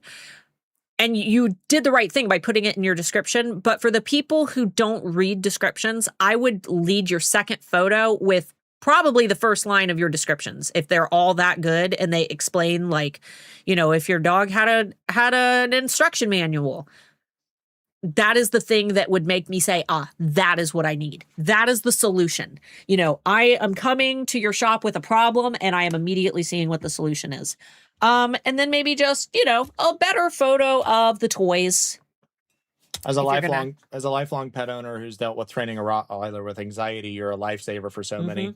The amount of people, look, we're in the Midwest, right? We're surrounded by farmland, traditional Midwest farming. Dog on a chain in the yard. Most people here, and I mean most people, are very much like, I get my animal, I get them their first shots when I get them, and they don't see a vet unless there's a problem beyond that. There's no like checkups, there's no dental checks, there's no shots, there's no like the only products they use are like what they can get on sale at Walmart. They don't realize that like pets need like annual or semi-annual shots. They also need enrichment. They need enrichment training, and it's real big with cats because people don't realize that like cats need just as much enrichment.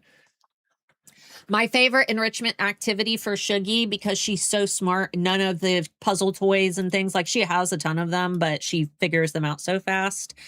Anytime we get like a big Amazon box in the mail, I take it, I put it on the floor, I dump all of her toys into it, and then I take her scoop of dinner and I sprinkle her hard food into the big box of toys. And then I put the box on the floor and she has to jump into it and root around like in the toys to get her food. I mean, even just looking into like the laws in our state is insane. You'd be surprised at how archaic the laws in the U.S. are about. They don't care about dogs. Oh no, we basically don't have animal cruelty laws here. Like they just don't exist because we're a farm state. Yeah. Anyway. Okay. I love this. I actually really like the idea of a lot of these products. Okay, let's see. Yo, Cleveland, what's up? Very mindful. Ooh, this is a reversible mindset jewelry. This is a beautiful banner. It is a little too blurry. And that is very sad because the banner is fabulous. It's well balanced. It's very boho, shabby chic. I love it. If you are using Canva, you just need to export it at a bigger size. I'm a little there's a little bit of brand disconnection because it says very mindful, which I thought was your business name, but apparently your business name is The Switch. Reversible mindset jewelry. I don't quite know what that means, but I feel like I'm gonna learn as I go into your brand. I'm just getting a lot of mixed messaging. I've got a beautiful banner. It stands out. I saw it and I immediately loved it. But then I realized, like, wait, is your name very mindful? Is your name the switch? What is this logo? It doesn't match this. This font is different. I don't understand. Why is the Y so prominent? We need to be consistent. The thing that I teach in Handmade Alpha Academy is that branding is like a song. So if you are going to work every day, and let's say that you hear a song on the radio and you kind of like it. You've never heard this song before. You're bobbing your head, you're listening along. Oh, I like this song. And then when you get to work, you find yourself, you're humming the song. You don't know the words because you just heard it for the first time, but you're humming the beat. And then on the car ride home, you hear it again. And that time you're like kind of mouthing the words. It's been in your head all day. You're bopping your head. The next day you drive to work. Now you're kind of mouthing the words a little more. You get to work. Now you're kind of saying some of the words while you're doing your work. Car ride home. Now you're saying most of the words, like you're actually singing it. Now imagine that had you, if every time you had heard that song, the words had changed slightly. How easy would it have been for you to remember it and hum it and sing along? Probably not very easy.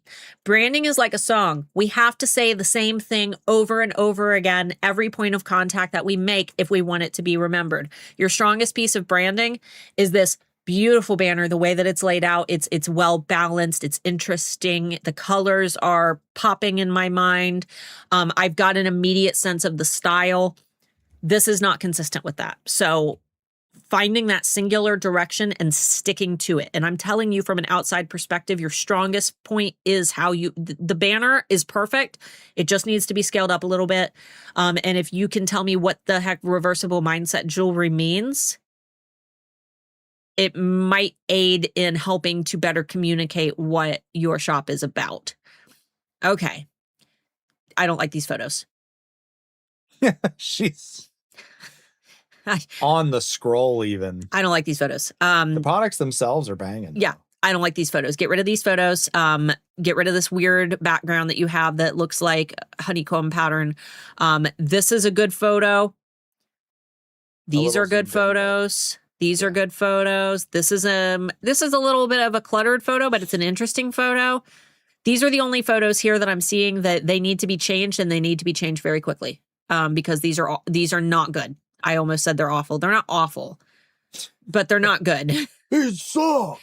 No, that's not what she means. You don't frame in a beautiful product and close it in and give it no breathing room. Etsy gives you a frame. Yeah. This is a beautiful photo. This is a beautiful photo. This is an interesting photo. The white is okay, but it's not the style that the rest of your photos in. Yeah, I think that really you just need to get that consistent style down. Because some of your photos are like absolutely artistic. Banging. Yeah, look at that. But then this one, I can tell that it's kind of like, is the product cut out? At the same time, I'm seeing a little bit of reflection. This photo isn't bad at all. Honestly, these photos are great. The ones at the top are the only ones I really have many complaints about. If you're using a controller, it's really dusty. Yeah, clean that bad boy off. Clean that bad boy off. Microfiber that bad boy. A little bit of ISO. Yeah. Looks like you've got a lot of sales. And look at these beautiful photos. Look how lovely these photos are. Let's see. You have a video. Yeah, I was going to say I already muted it. It's fine. Who is this? Is this you? Is this you? Is this a daughter? Is this an influencer? Is this an AI lady? I don't think it's an AI lady. I don't think it's an AI lady. It's not an AI lady. Interesting. I like the video. I would get some more photos in here that answer the exact questions that Mark and I just asked. Is this you? What are you trying to communicate? Where is you? Because there's not even a chat or the head with who they are here. Change your jewelry, change your mindset, change your life. See, you've got a really strong, I feel like there's a message here because you've got this and then you've also got reversible mindset jewelry. And the story that you're telling me I'm not figuring out how the products connect to it. And that's what I want you to express. I want to know how. Why? Right. Why? I love that. I love the idea of it. You have to illustrate the exact why that you have in mind, because clearly you have a clear picture of it. And because of that, you understand what you're trying to say. I've designed this line of reversible pieces to empower women to switch their mindset. Sad becomes joyful, bored becomes inspired, anxious becomes calm, and tired becomes energetic. So it's they're reminder trinkets. So tell me that in a language, in a combination of words that I understand, because you have a great purpose behind your brand now. It's just not connecting because I'm not understanding it, especially with your brand name. And if you're making this jewelry, get you a picture of you making stuff. Where's your, let's see your studio. Let's see you. And you don't have to put your face on there if you don't want to, but being able to make that human connection, it can be important. Yeah. And a lot of people are saying the same thing. Like, what does it mean? Like, we're all just trying. What does it mean? Fill out your shop member section. Cause I still don't know who you are. I don't know what your name is. I don't know how to refer to you. And your FAQs. So a lot of your shop is not filled out. You need to be playing all of the cards that are being handed to you. When you leave shop sections empty, you're missing out on an opportunity to hook a customer that otherwise wouldn't have bought from you. Yeah. You never know if like a good description is the thing somebody's going to look at. If a picture of you is going to matter to somebody. If your brand story is going to matter to somebody. A lot of people go to Etsy to buy things with a story. Like, take advantage of every opportunity given to you, even if you don't agree with its needing to be there. Also, is everything reversible? Because if that's your whole like theme, then you want to make sure that everything follows that. It looks like it mostly does. Yeah, it looks like it mostly does. Okay. Excuse me. Apologies. Looky there. Etsy's pick. Etsy loves denim right now. Denim is trending all over the place. And you know what this Target has a whole section of just denim everything. You know what it tells us? It tells us that Etsy likes this photo, not this photo. So what did the other photos look like here? And somebody had asked, if we get an Etsy's pick, should you try to follow what you did with that listing? They asked it earlier. I forgot to address it. Here's what I would. I guess I can address it afterwards. I'll let you critique this listing. Sorry. Okay. I have thoughts on that. I'm just comparing. I don't like whatever this background is, and there's like, you see that right there? There's like a little something on there. You got a little sneeze booger on your background. Yeah, let's try to. I don't know what that is. Try to continue doing what it is that Etsy really likes. That's cool. Got a good listing video in there showing me exactly what it looks like, that it really is reversible.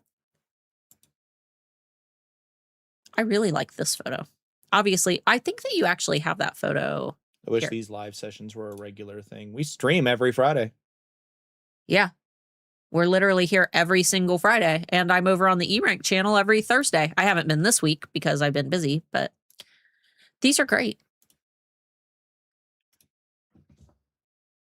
Ouch. Looks like you've got lovely packaging.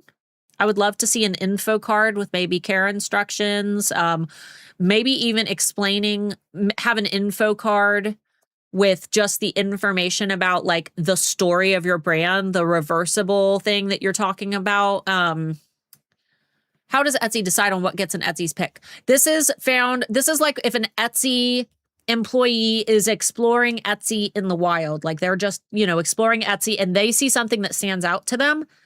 It's based on an Etsy employee's preference, but it's usually a shop that has appealed to Etsy in the way that Etsy feels aligns with their brand. And then it will get an Etsy's pick. Spool denim, ceramic, textured, lightweight dangles. Great keywords. Fantastic keywords. No qualms about your SEO.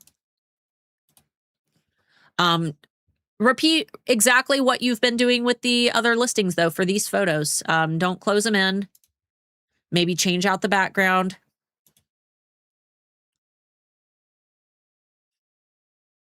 That's an interesting way to show those.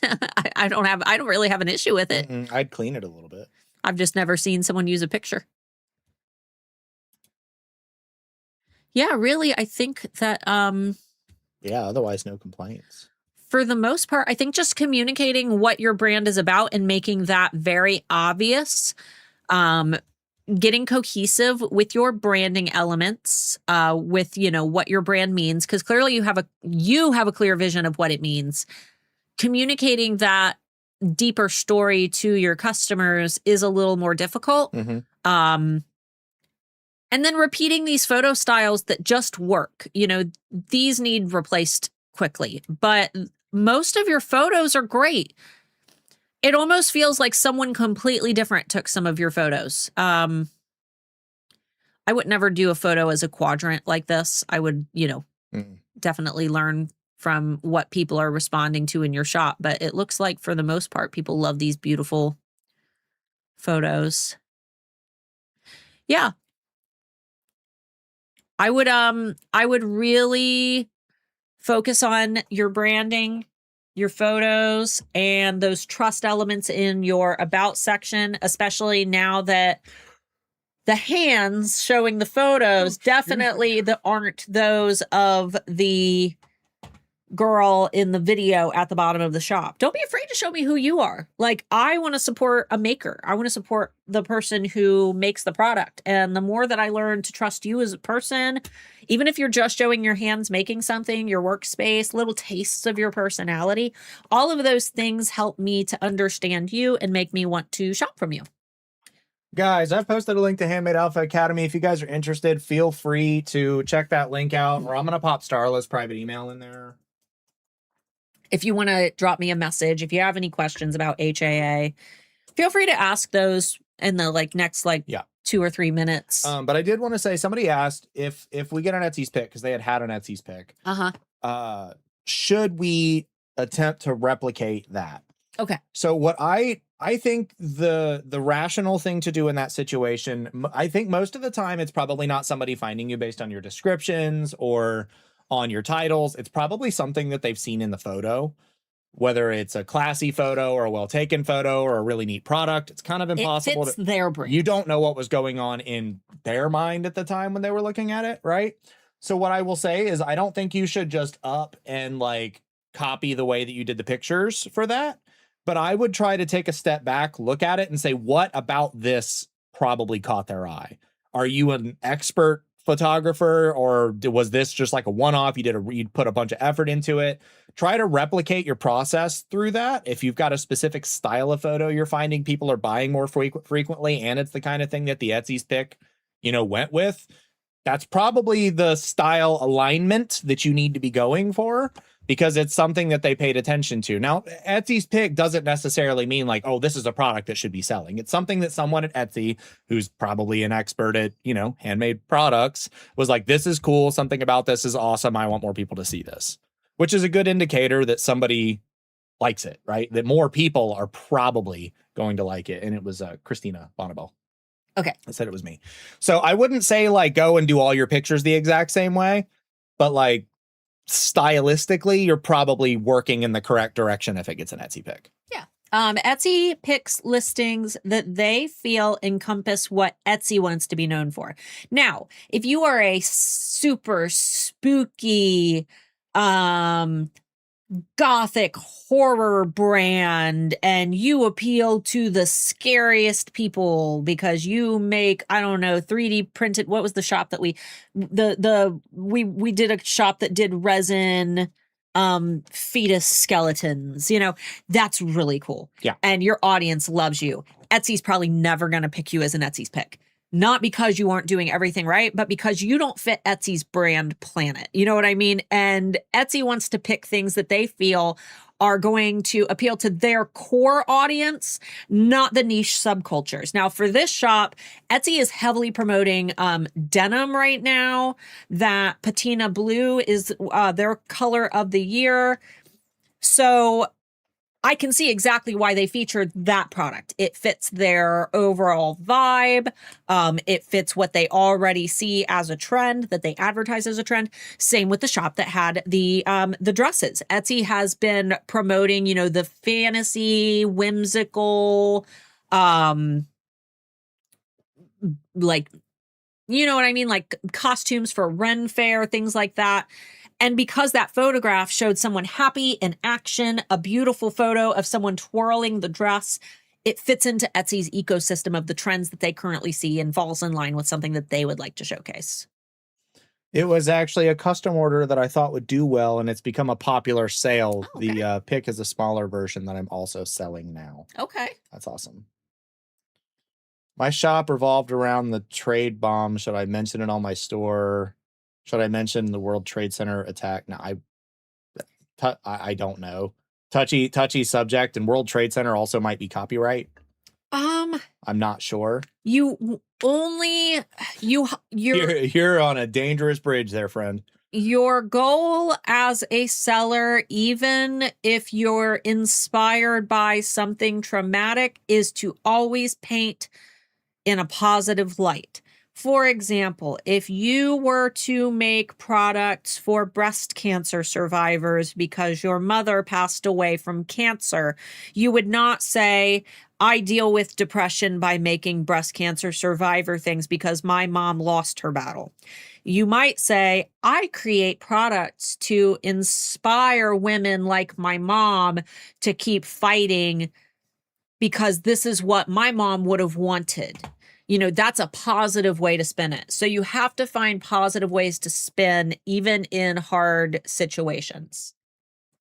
I hope that helps. So I really just think that it's about how to spin the scenario. The architectural design and the name World Trade Center are legally protected. Okay. The physical buildings and designs are protected by the Architectural Works Copyright Act. The phrase World Trade Center is not a copyright, but protected under a trademark owned by the World Trade Centers Association. Okay. How does your program help digital shops? I found you guys looking for marketing psychology. The same way that we help everybody. Marketing psychology is going to apply whether you're selling physical, digital, or something in between. In fact, most of the concepts that we teach in HAA, they're not universal to Etsy. Now, obviously, we wouldn't recommend that somebody join HAA if they have no plans of selling on Etsy, because things like search engine optimization for Etsy is specifically for Etsy. Things like how to set up your Etsy shop, that's going to be for Etsy. But for a most part, I dare say that about 80% of the program is going to apply no matter where you're selling online, because key psychological concepts, the things that you're going to be learning about your consumer psychology, your branding psychology, that consistency, that whole branding is like a song thing, that is going to apply no matter what you do. We have a seller who started a dog deli on the boardwalk in Hawaii where people can bring their dogs in and get like fresh fish, like cut up and on a little plate. We have a seller who started out selling mugs, and he now sells contracts to the Department of Defense using the same things that we taught in HAA. We have someone who uses what she learned in HAA to expand from Etsy to now she owns a massage studio. Because no matter what, when the world around us changes, what doesn't change is human psychology, because that takes time, that takes, evolution.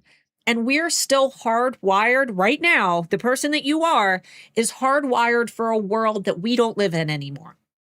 What I mean by that is that technology and the world around us has evolved and built up faster than what a biological entity is able to evolve. We're still programmed for core base functions. Why do we all love sugar? Why do we want a cookie or a brownie? Why do many people have trouble losing weight because they love sweets? It's because we are hardwired to be a creature that lives outside and who finds their food and grows it. And when we find something sweet like honey or a berry or, something full of sugar in the wild, if we eat a lot of that thing, it's going to sustain us for a long time. So our brain tells us, eat as much of this as possible. All of the things that we do as humans are rooted by base psychology. Everything. And when you understand behavioral psychology and you understand how the human brain works and what appeals to it, you're able to build everything that you do in business around that person. So okay, so this person said, we did rug business that used to sell at the World Trade Center, but after the attack, the business collapsed. So my assumption was that you were selling at the mall under the World Trade Center.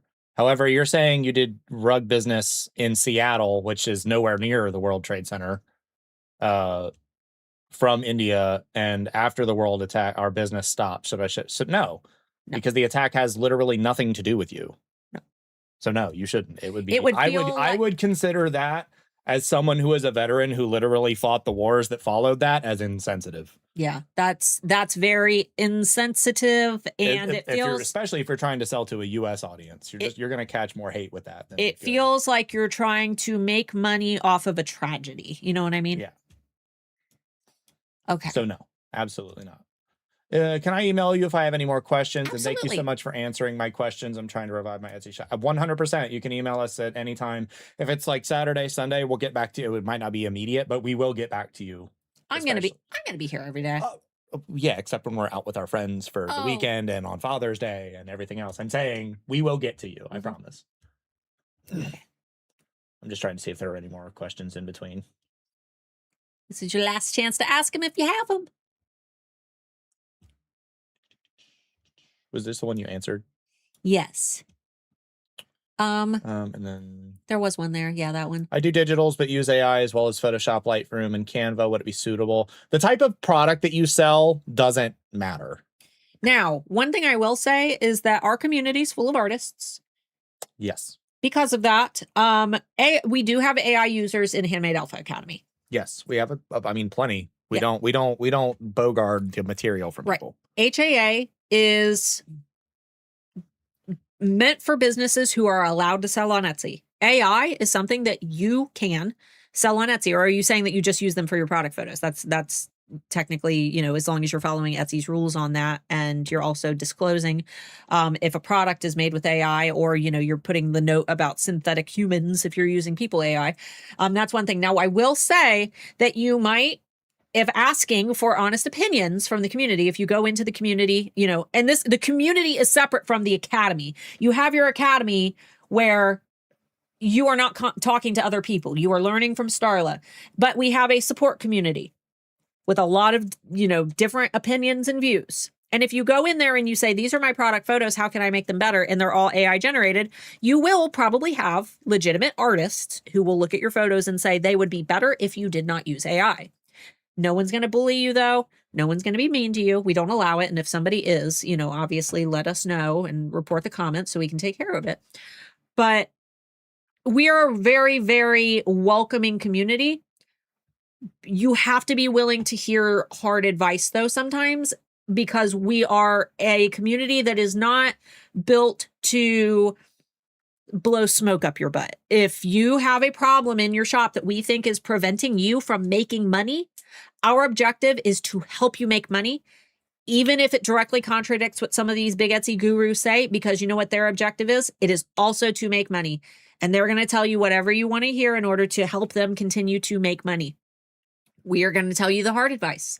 Sometimes we look at a shop and we say, hey, everything in your shop is great, but these AI photos, they got to go.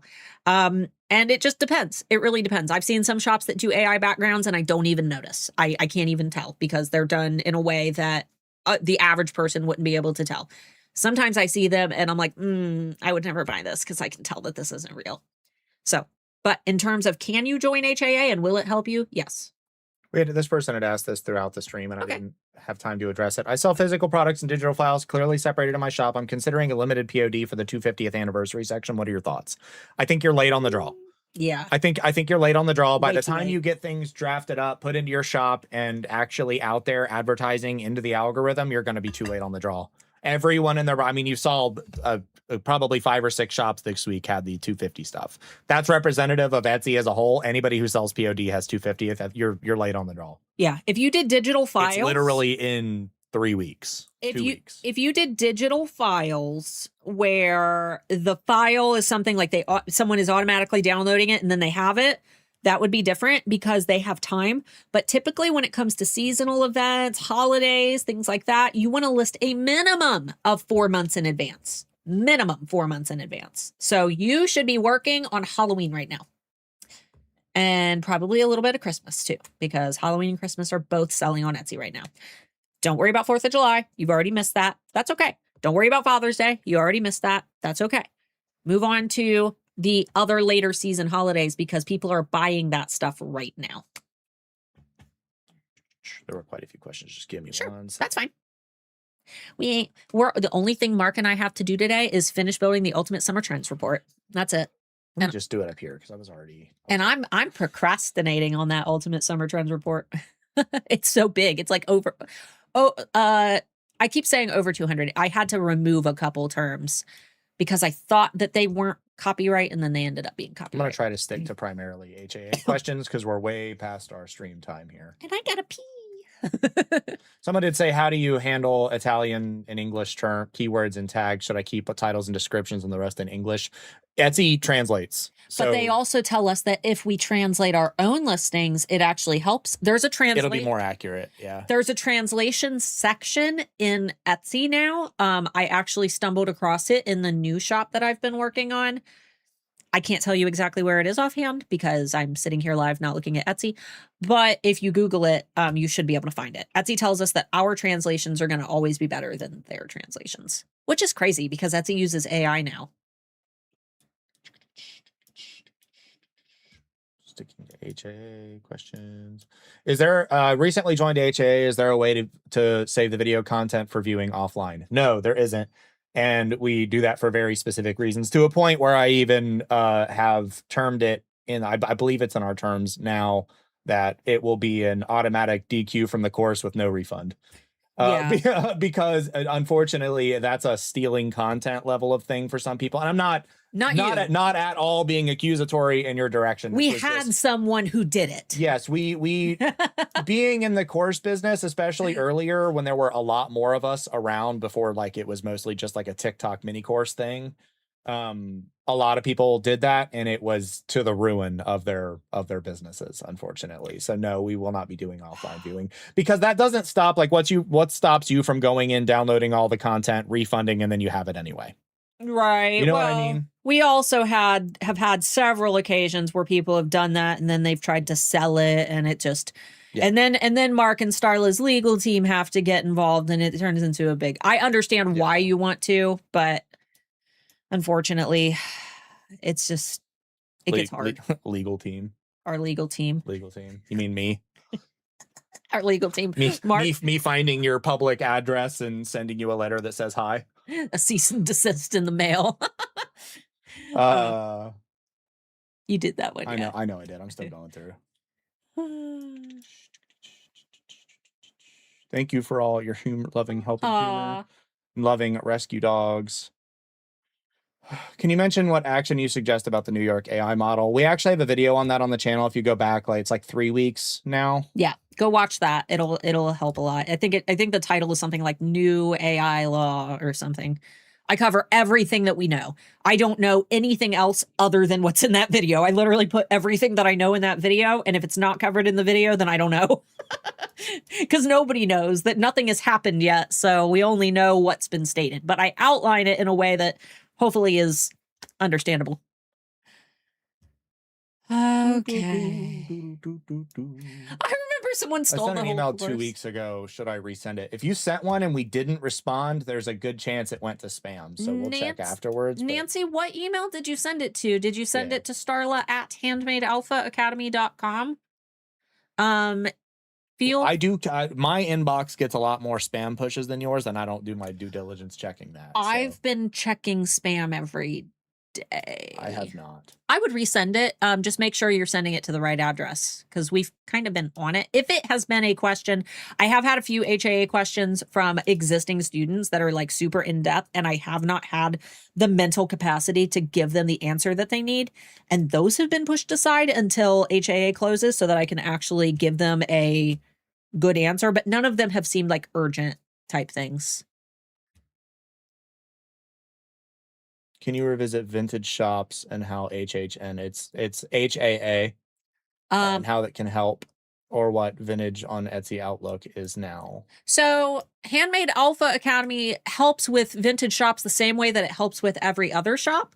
The reason that we specifically point out vintage when it comes to Handmade Alpha Academy is because in HAA, I talk about building repeatable product lines.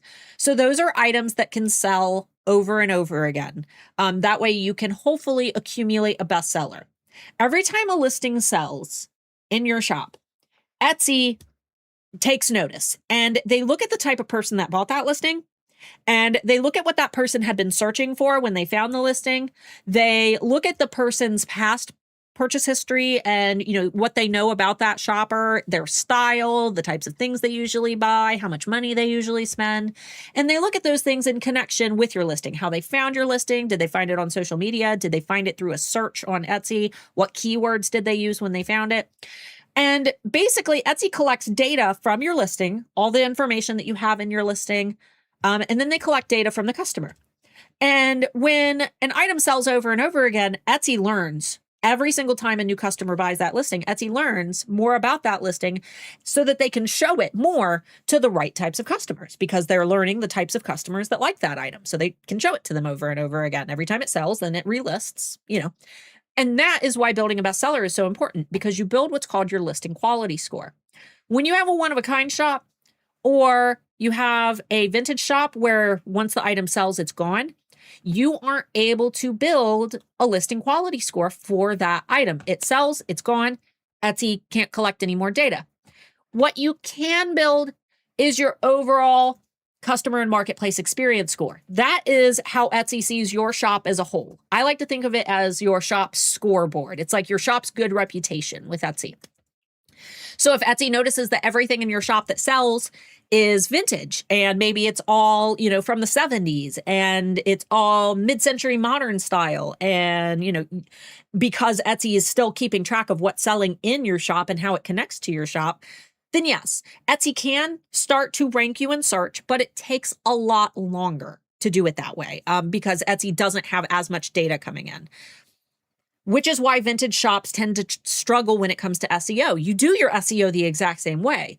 What you struggle with is gaining rank or, being higher on a search page because you're not able to build a listing quality score. So when you go into the program as a vintage seller, you have to understand that is a limitation that I can't solve for you. What I can do is help you to optimize that listing to the best of your ability so that over time, you build up your customer and marketplace experience score. I teach you how to brand your business so that it's more friendly and people are more willing to invest that money into your business when they do discover you. But I also teach you how to direct some traffic from external sources because for a vintage seller, it's way easier to, have someone come over from Instagram or get them to join your mailing list and then they come over and buy from an email, for example. So vintage sellers, you just have to be aware that you won't be able to create repeatable product lines because unless you can get your hands on the exact same item over and over again, but you can still do things like we talk about collection launches. You can still do a collection. You can launch all of your 70s mid-century modern products together. You can do your best to source only cat themed vintage items and do a cat collection. There are ways to do collections. You're just, as you're going through the program, you're entering with the understanding that you have to adapt a little bit of the content to this business model because of how Etsy sees one of a kind. So hopefully that answered your question. Did you find her email? Yeah. Okay. It's in Coach. Okay.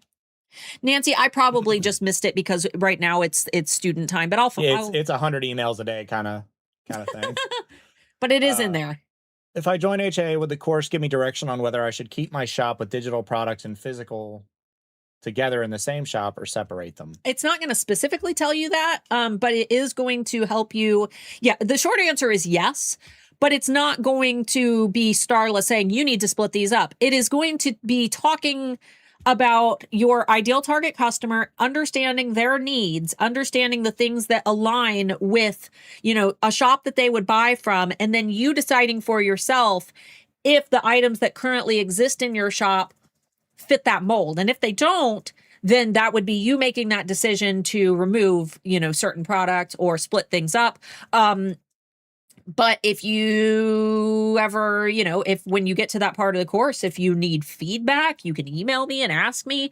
I highly recommend, rather than just relying on me, because I'm one person, I usually encourage students to post questions like that in the student campus, simply because there's a lot of people in there, and everybody that's in there, other than the new students who just joined, everybody who's in there has already gone through the program and they understand how to look for, niche congruency. And those are the individuals who are going to give you the very best feedback, because you're going to get a lot of different eyes with a lot of different perspectives sharing how, they're currently perceiving your brand. And I'm happy to chime in too, but don't just take my advice. Sometimes I have my own biases. Usually when you get group feedback, you're able to get a lot of different perspectives. So. And I think that's all the HAA questions. Guys, HAA is open until the 14th at midnight. If you guys have any more questions, email us over at starla@handmadealphaacademy.com. I promise we'll get to you as quickly as we can. And we'll see you Tuesday for a new video, next Friday for another regular Friday bean. Yep. That's it. See you guys later. Bye-bye. Bye. Bye-bye.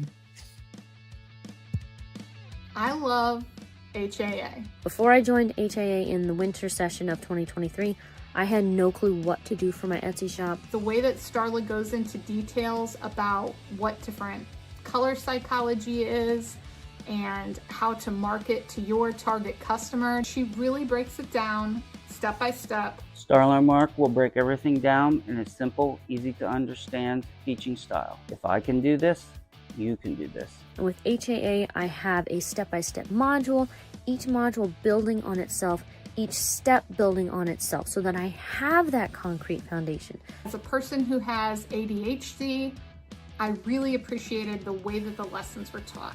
I have the business foundation to do whatever I need to help that business succeed. And I just thought that that was so impressive for a course to just be so inside my brain that I was constantly thinking of how to make the store better. So if you're ready to take your business to the next level, I would highly recommend joining Handmade Alpha Academy. It's been a lifesaver for me, and I mean that quite literally.